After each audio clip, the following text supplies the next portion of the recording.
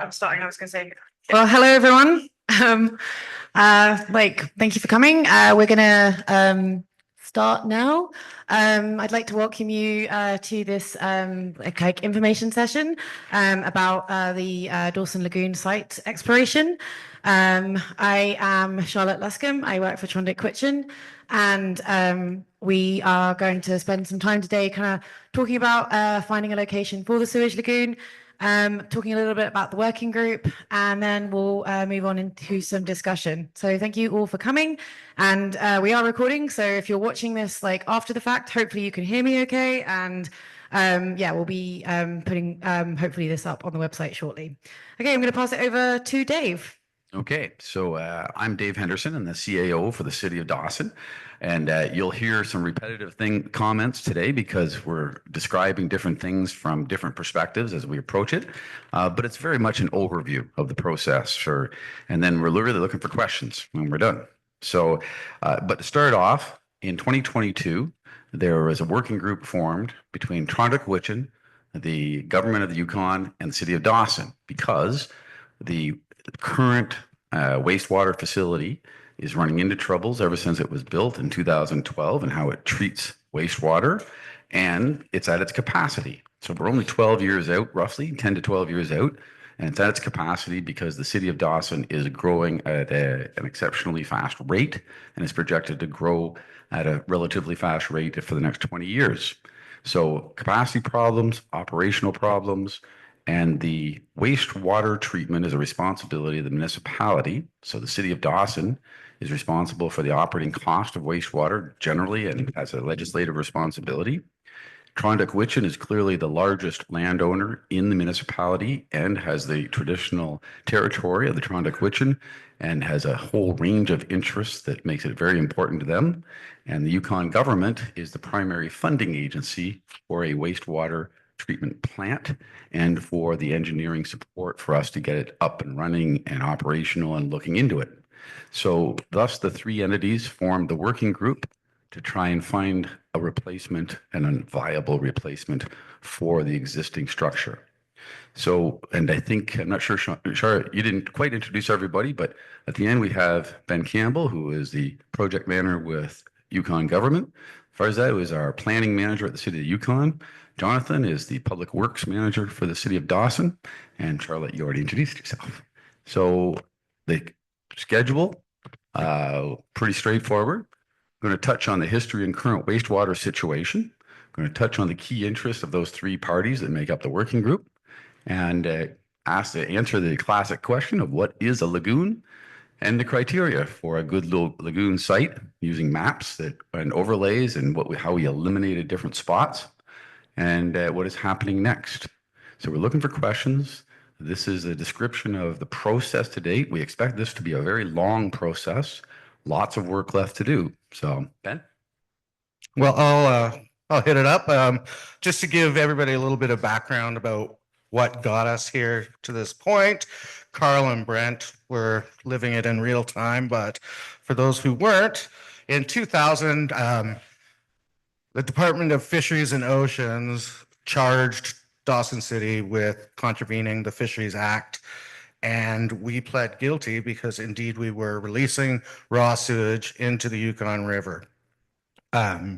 We did primary screening, which screened out all the solids, but after that, it was just let go. So in 2003, there was a court-ordered mandate that we needed to provide advanced sewage treatment. And in 2004, YG began exploring the design and implementation of a potential sewage lagoon. Then in 2008, there were some concerns from the citizens of Dawson City about that process, and it was determined that we would not go forth with a lagoon, but engage in some sort of mechanical solution, which is what we have now. In 2012, that plant was commissioned, and it has never worked since that day properly.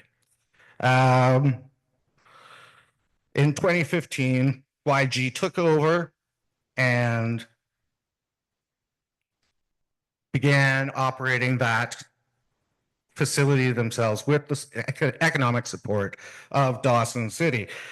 In 2018, then it was determined that this plant would never be operational properly, and we needed to come up with another solution.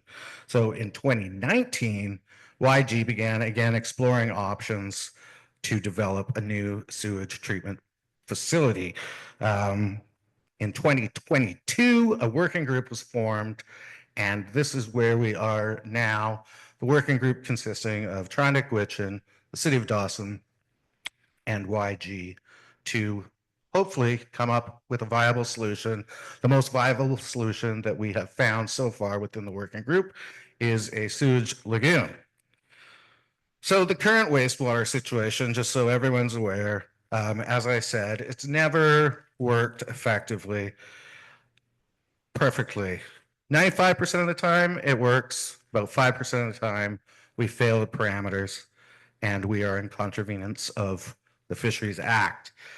Many engineering firms and people have stepped in to try and resolve these issues with the plant. None have been successful.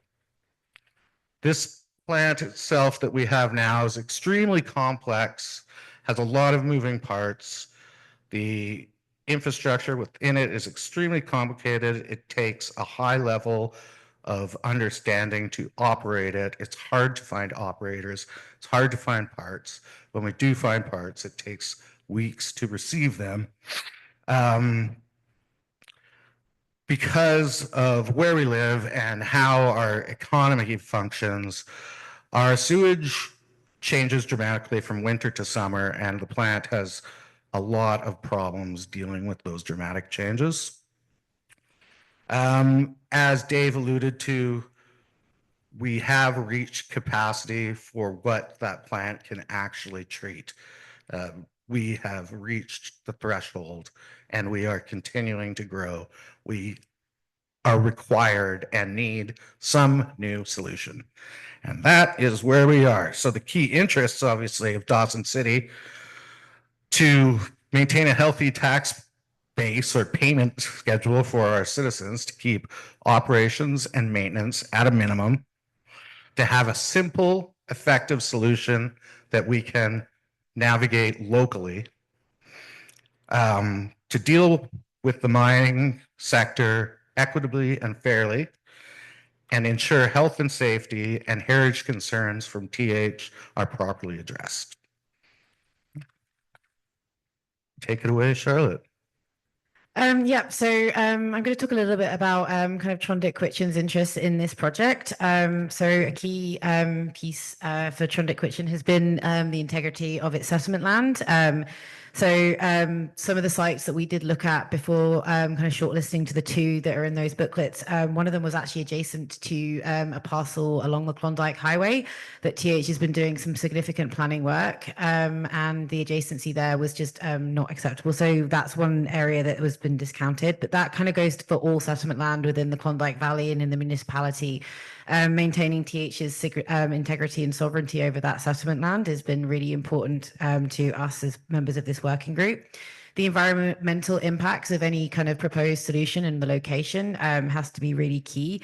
The water quality and like any impacts to water that there could be like infiltration, particularly knowing like that valley has been dredged and how the water like and the groundwater flows and how that could potentially affect drinking water, as well as like animals and wildlife that are actually kind of live with that water. Wetlands are another really big piece. There are wetlands that, like some of the mapping that we haven't got here, but it is kind of on the website.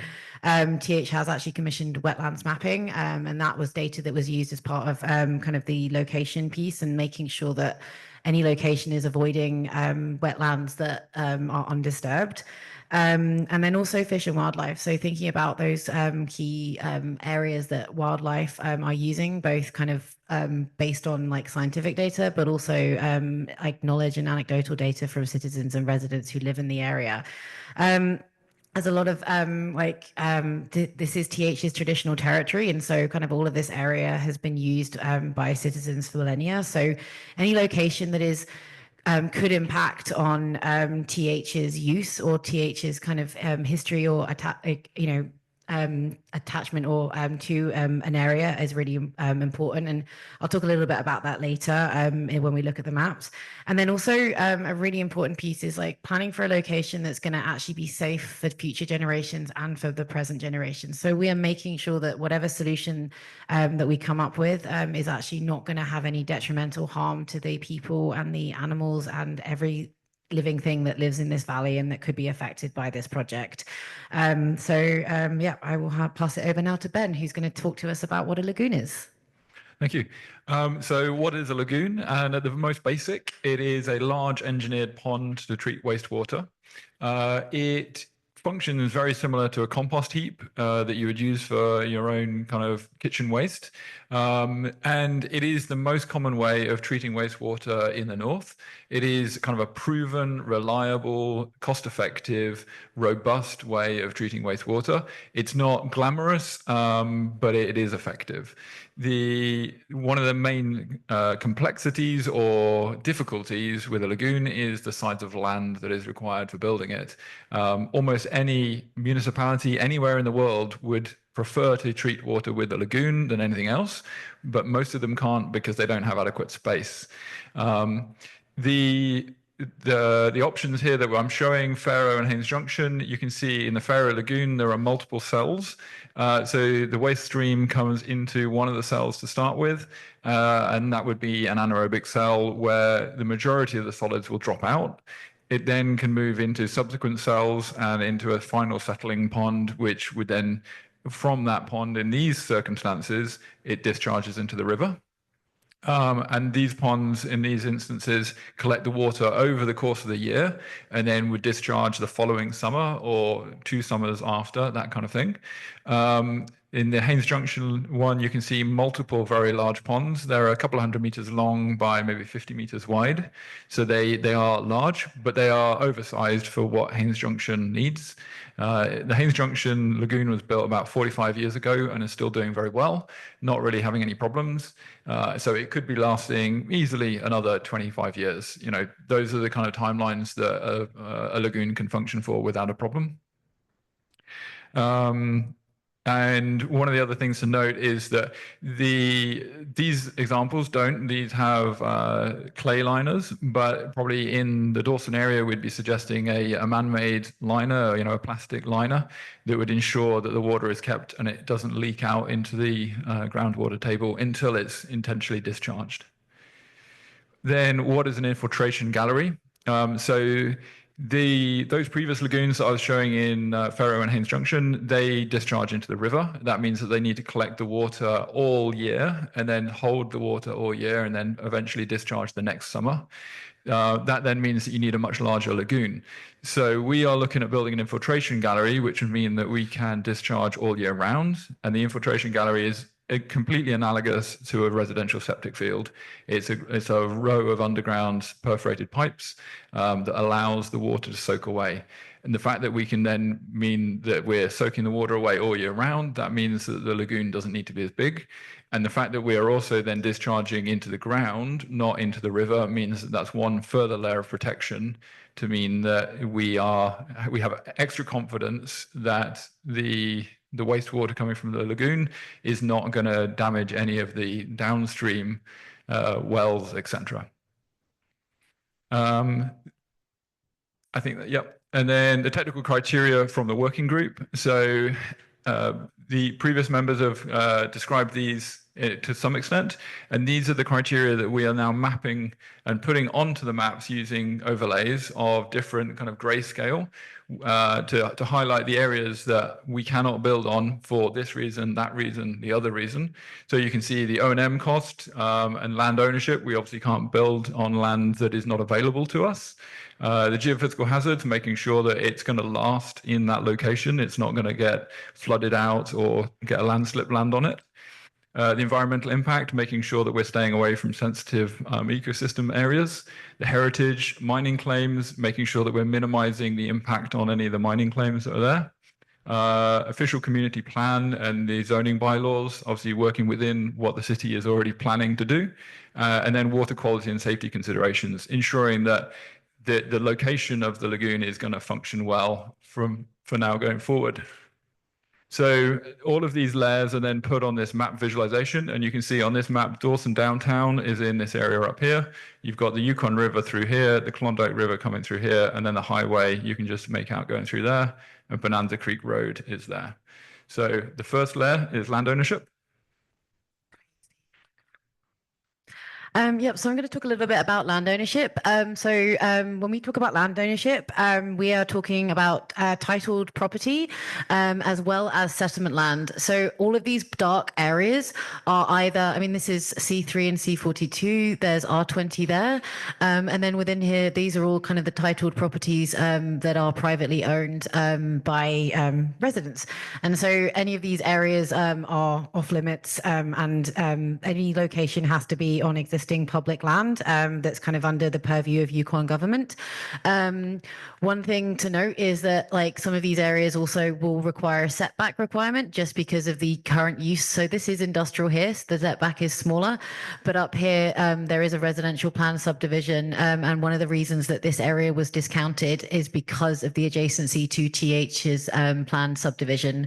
And then like obviously we'll get to some of these areas, but you're already starting to see this kind of like from that original map, the actual areas that are kind of, you know, available is actually getting smaller, and there's not as much land in the valley as we think. Also, I just want to point out, sorry, I just realized this area here is white, and that is because that is the Dredge Pond 2 like planned subdivision. So there's actually a hold on that. And then this here, this one up here is the proposed like that's also under a hold by land development land branch because there's another kind of residential area plan for that area. So well, where there are kind of like blank areas, it's usually that there is for these ones, that's because there's already a hold on that. All right, so purely from an O&M perspective,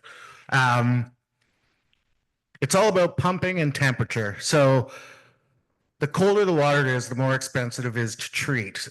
The farther we pump it, the colder it gets. So we do want to minimize distance. On top of that, the more infrastructure you have, the more you have to break. So the less piping we have in the ground, the more robust the system will become.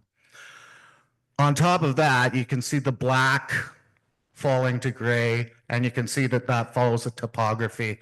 So it's very expensive to pump up. So those were eliminated because of that. So what you can see from an O&M perspective purely is that we are constrained to that river valley. Okay, and the next one is geophysical hazards. So this is based on the Yukon U 2015 report of the geophysical hazards within the Dawson area. This includes permafrost melting, flooding, and landslip. Obviously, we want to avoid building in any of the locations that have those risks. I'd highlight the edge of the data that we have for flooding here. So clearly, this area would actually look very similar to that area. It's just that the edge of the data that we have that we've overlaid onto here finishes there. So you can start to see that like downtown has permafrost and flooding risk. And then we've got the landslips that are on the north side of the Klondike River there, as well as Moose Hide and Sunnydale slides. So there is significant risks around the Dawson area that we also have to avoid. Heritage. Sorry. So I'm going to talk a little bit about the heritage considerations. So first of all, this is actually the UNESCO heritage site that TH worked to achieve a couple years ago, and all that area is completely unavailable. Some of these little dots here are kind of through YG's heritage mapping. So any kind of if there's been an artifact found, or if there has been kind of like a heritage survey where they found something that is marked, not shown on this map, but has informed the decisions of the working group in terms of finding a location, is any use areas or areas that TH know to be important, but is knowledge that we're, as a government and, as citizens are keeping within TH. So we're not going to be showing that, but some of the areas that we're trying to avoid any areas that may be used for harvesting by citizens has been informing the decision when we've been looking at site locations. The next slide here clearly is mining claims. So we've got quartz and placer claims across the Klondike Valley and also on the Dome area. So we are attempting to avoid interacting with mining claims, but any of the new construction that would be happening within the Dawson area will almost invariably be having to interact with a mining claim holder, because any of the areas that are not currently built on probably has a claim on it. So we acknowledge that there are mining claims there and that this is going to be a serious point of consideration and conversation as we move forward. So this is then all of the overlays, all of the previous ones that we've just discussed placed on the single map. And the areas that are light in color are the areas that are the most viable. As I said here, this is the limitation of data, so that looks artificially light. It would in reality be kind of in the same way as the area just to the west, the same kind of flood risk there. Shah had also mentioned there's the Dredge Pond 2 subdivision here, Dome Road subdivision there, the First Nation, was it C3? Is being constructed there, in which case that subdivision, we're avoiding using this patch here because of that planned subdivision where it would be entirely adjacent to residential properties. So once you remove that, the area that then remains the lightest color is this Callison industrial subdivision area. And so we're then looking at the Callison industrial subdivision as the most viable site that we have available, with the red and yellow being two possible options for where a lagoon could be built, and the green being a possible option for where an infiltration gallery could be built. And then, so what's happening now and soon? So field work this year to investigate those sites that I just showed, geotechnical investigation, permafrost and groundwater level monitoring, and that will be happening for at least a year in order to ensure that we've got data to understand what is happening with the groundwater in the area, because obviously we have to ensure the infiltration gallery is not adversely affecting the groundwater, and also to understand how high we need to build the lagoon in order to be clear of groundwater. Obviously, permafrost monitoring, we want to avoid having structural failure of the lagoon due to permafrost melting. So if we can monitor that and avoid areas that are showing permafrost, that would be ideal. We're also then having discussions with the mining claim holders. In the immediate term, we're going to be discussing with mining claim holders about this geotech work and how we can minimize the impact of doing geotech work on their planned work. And then in the longer term, we're also going to be discussing how can we collaborate with mining claim holders for them to leave the land after they've done their mining in a way that we can then easily build a lagoon on it, to try and collaborate and achieve a beneficial kind of like a win-win situation for both sides.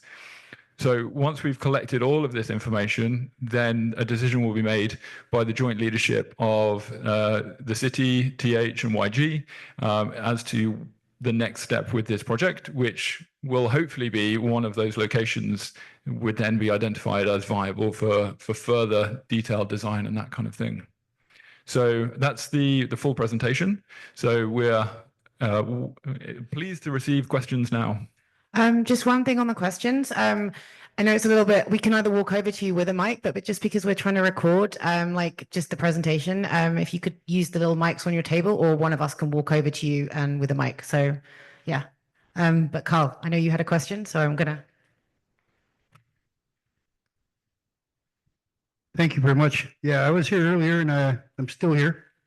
I asked several questions, pertinent questions, and they were answered to me in a fashion that was to my liking. I know there's still room for improvement, and one of my biggest discussions was on the wastewater discharge after it leaves the infiltration gallery. Those questions were answered as well.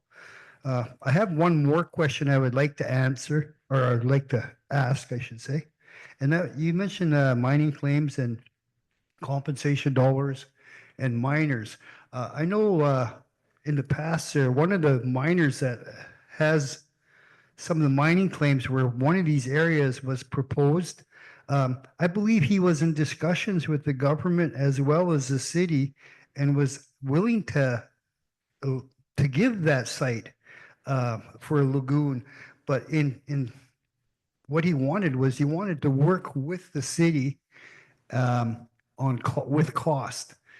He said that he had no problem with supporting the lagoon on that site, and but he wanted it to be the material to be excavated in such a fashion where once it got down to the pay gravels, he wanted to extract all the pay that was there, and after that he was willing to, surrender the site completely for that sewage lagoon. What happened to those discussions? Did they fall through, or did the miner change his plan?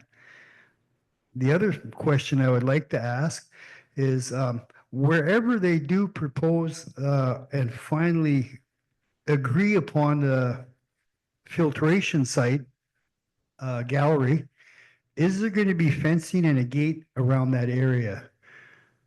My name is Carl Jonas, ex officio, Elders Council. Thank you very much. I think I can probably answer some of those, but feel free to jump in if you have more answers. So in terms of the mining claims, I'm not familiar with that previous discussion. I'm assuming that was pre-2008 that was occurring. So we'd be pleased to have anything kind of put on the table in terms of a negotiation to understand how we can collaborate, trying to find this win-win between providing wastewater treatment for the city and also ensuring that the mining claim holder can execute their intended mining. In terms of fencing, yeah, the lagoon will be fenced, and the infiltration gallery will also be fenced to keep it secure. We want to avoid people, driving over the infiltration gallery exactly the same way as a septic field. If you drive over it, you could damage it. But there would be some things that we can look at as well with the infiltration gallery to make it more robust, and possibly it could be even used for seasonal camping during the summer and that kind of thing. So people could camp on it as long as you're not driving your truck on it. There might be all manner of interesting benefits that could be achieved from the infiltration gallery.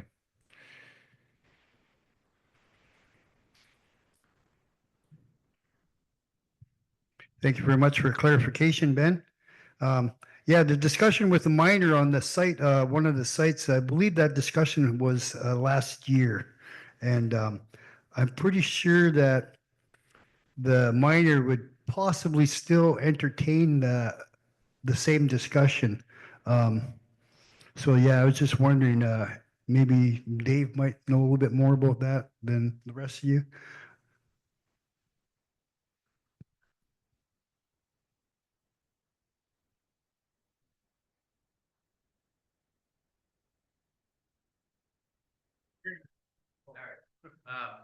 Yeah, Carl, I was going to say that I thought Ben answered that question very well. I'm not familiar with any of that discussion from the city side, and I probably would be familiar with it intimately if it was a formal discussion. If it was an informal one, I'm not sure who had the discussion, because in this process, we've clearly assigned or allotted that discussion with the mining claims on these properties through YG, because we early on identified that that would be the best or most appropriate avenue.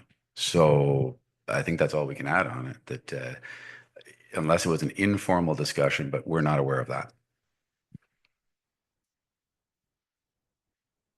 Yeah, I believe the discussion was with the miner and the mayor. So maybe that's as far as that discussion went. So maybe I should refer that question to the mayor. Anyways, yes, and I thank you very much for all the due diligence and for answering the questions that I had earlier. And yes, eventually we will find a suitable site, and hopefully everybody is pleased by it. Everybody knows everything isn't 100% at all times.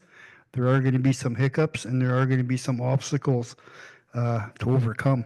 You know, eventually, we're working together. I'm pretty sure we can collaborate and resolve this issue once and for all. I look forward to further discussions on this. Thank you very much. Masicho, goodness cheese.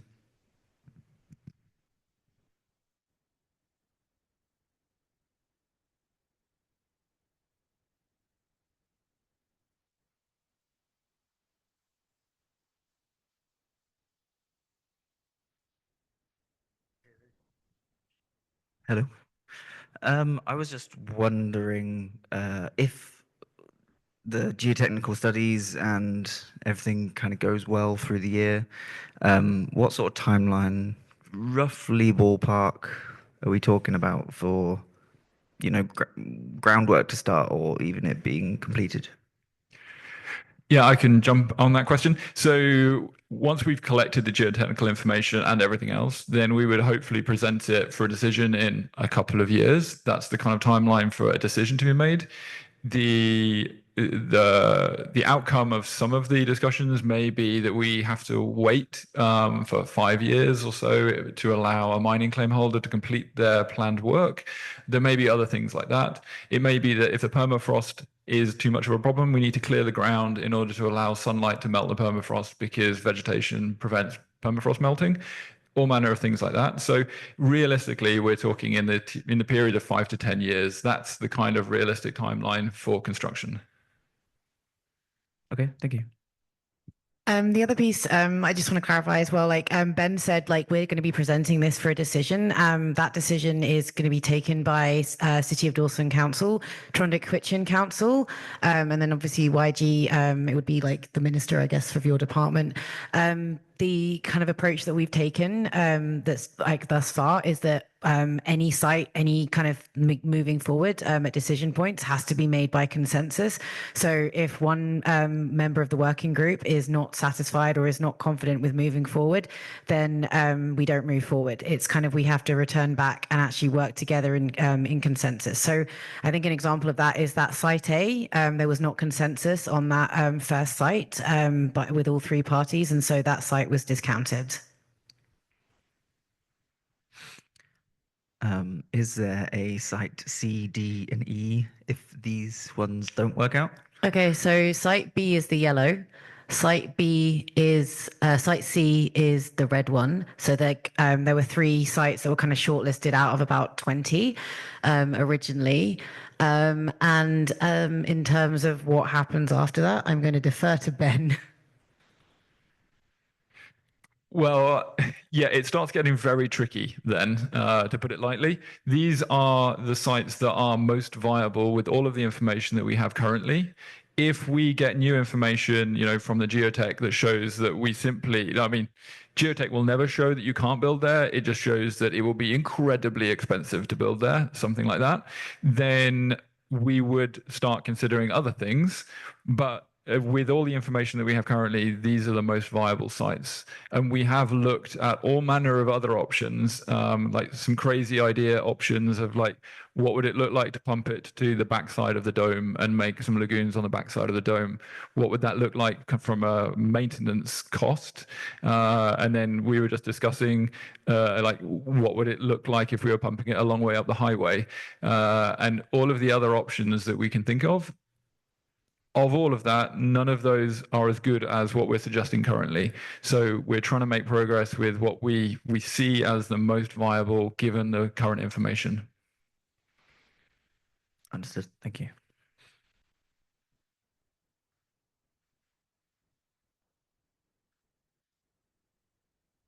Hi, thanks. Brent McDonald. My question is, how effective are lagoons at dealing with things other than typical waste like hydrocarbons, other silts that might be in the water, and medical wastes, things like that? Yep, that's been a bit of a topic of conversation earlier as well. So lagoons for pharmaceutical byproducts, the metabolic residuals, are actually one of the best ways of dealing with those. It's an emerging problem across wastewater around the world, dealing with pharmaceuticals in the waste stream. And research to date shows that lagoons are the best way of dealing with that because of the longer residence time that you get in a lagoon and the ability for sunlight to be on those chemicals and break them down over time. So that would be the kind of the answer to the pharmaceuticals. No wastewater treatment plant really enjoys, or no wastewater treatment solution can tolerate large quantities of hydrocarbons. So if there were significant hydrocarbons getting in, it would need to be that a cell is then isolated, and hopefully, wherever the hydrocarbons are getting in is isolated as well. And there's perhaps education for whoever is dumping hydrocarbons into their toilet. But yeah, there is no wastewater system can deal with hydrocarbons in an effective manner. Just to kind of add to that as well, one of the things about the lagoon is that it is going to be set up to also accept trucked sewage waste.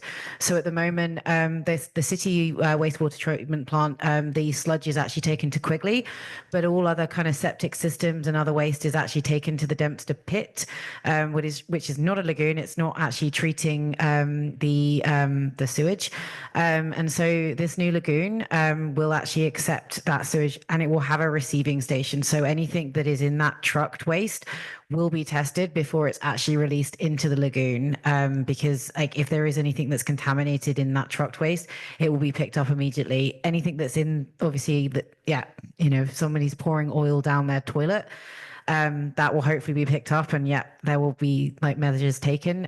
But in terms of other waste, it will actually be tested before it's added to the lagoon.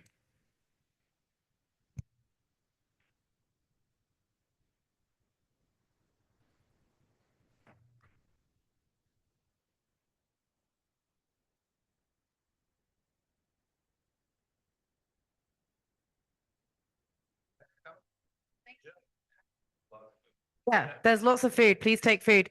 Cool. Thank you so much, everyone.